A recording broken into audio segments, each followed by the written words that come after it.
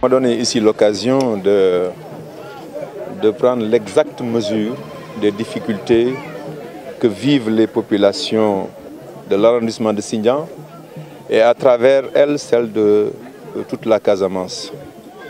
L'état de la route entre Bignona et Sindian, c'est une route extrêmement chaotique.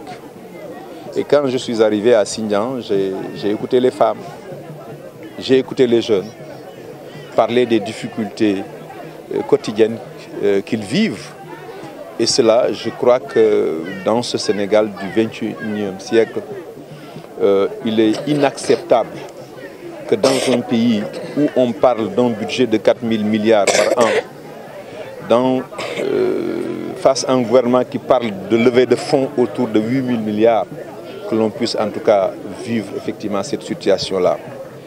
Et c'est pourquoi, à mon avis, ça a été très facile pour les responsables du parti dans cette partie de la Casamance de mobiliser autant de monde pour venir en tout cas marquer, disons, leur désaccord par rapport à la politique menée jusqu'ici par le président Macky Sall. Voyez-vous, le président Macky Sall a une vision qui s'arrête à Diamniadio.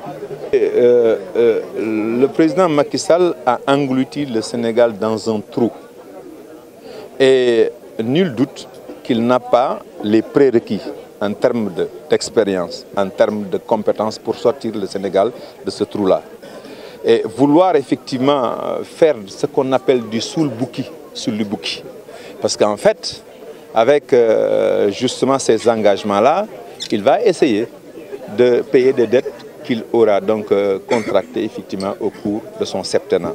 Voilà en fait la démarche dans laquelle le président Macky Sall est en train justement de dresser le Sénégal, et ça au nom des intérêts étrangers. C'est pourquoi je pense qu'effectivement, c'est même malhonnête de sa part, à 2 mois, comme vous l'avez si bien souligné, à 2 mois d'une échéance électorale aussi importante que la présidentielle, de vouloir engager le Sénégal dans une direction dans laquelle il n'est pas sûr, en tout cas, de continuer la gouvernance de ce pays. Nous avons une gouvernance calamiteuse dans ce pays, manque de tout, même de choses aussi primaires qu'une route longue, distante simplement de 10 km.